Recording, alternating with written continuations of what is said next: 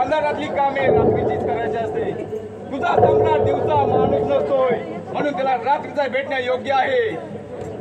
नेमकं काय करायला आला होता? तू कोण विचारणार?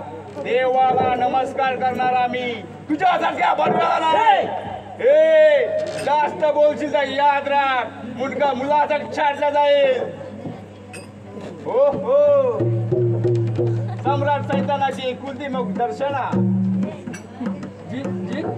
हे जास्त बोलशील तर याद राख, मुलगा मुलासाठी छाडला जाईल.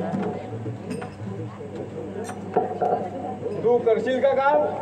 मी मी हो, तू फक्त 10,000 रुपये. किती? 10?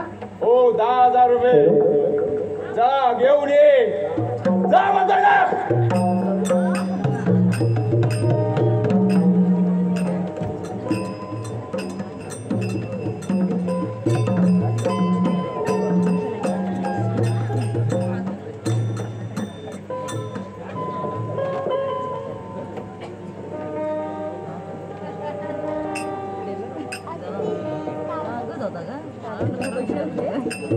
दर्शना, तुझा बाप येलेला भूमिपुत्र आला होता आणि 10,000 रुपये घेऊन गेला म्हणून त्याबद्दल राम राम टोकलाय.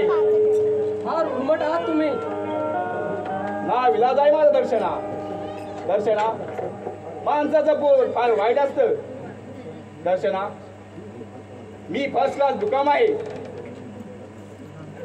बँकेत आकडेमोडी करण्याची पदवी घेतली, पण वशिला नसल्यामुळे नोकरी मिळाली नाही. त्या 10 दुष्काळ, त्या आई वडील सोडून गेले. सैतानाने छळ मांडला. त्या 10 दुष्काळ, पोटाची खलगी बनायचे हे सर्व करावं लागतं. पोटाची खलगी बनायला पदवीचे शिक्षण पुरेसे नाही, म्हणून त्याची राख रांगोळी केली आहे आणि हे हातात पुरा ठरले आहे. पण तुला सांगून काय उपयोग? सामान मानेचं दुःख बंगल्यात राहणारा काय करणार? याचा अर्थ स्वतःचा राग तुम्ही समाजावर काढतात. अर्थात तो फक्त श्रीमंत समाजावर. मग सांग दर्शना, अशी कोणती आई आहे ती देवाजवळ प्रार्थना करते, माझा मुलगा कुणी डाकू आवारा बनावा? मग सांग दर्शना, असा कोणता बाप आहे की आपल्या मुलाला अशा शाळेत घालतो की तिथे खून आणि दरोडे देण्याचे शिक्षण देतो? नाही दर्शना. मग कोणी माझ्यासारख्यांना कुणी डाकू आवारा बनवला? हा सारा समाज, समाजात पांघरलेले बुरखा नराधाम याच्याशी मी झुंज देणार आहे.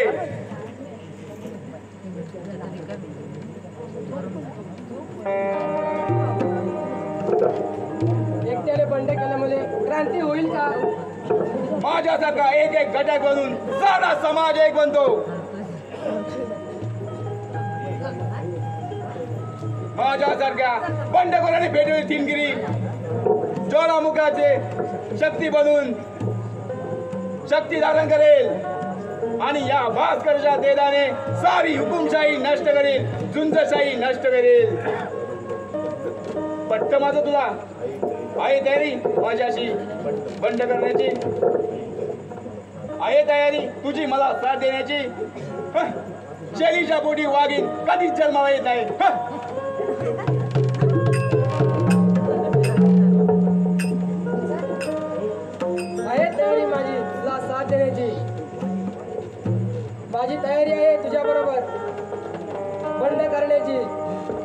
भूमिपुत्रा, तूच आहेस खरा माझ्या जीवनाचा शिल्पकार.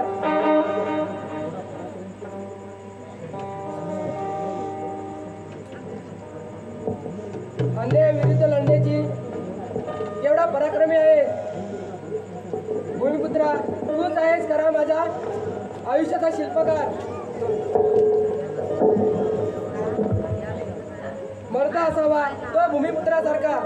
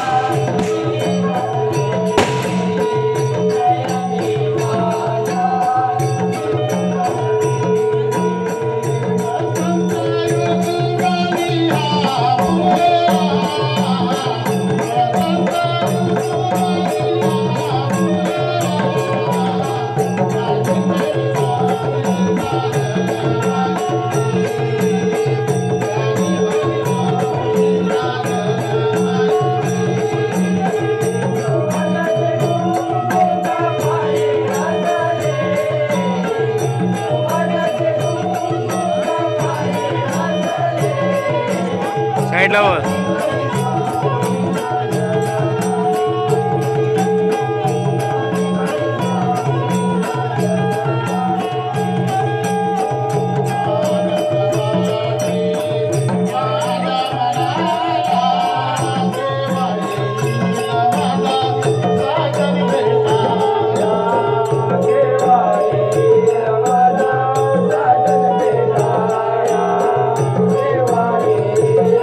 देवा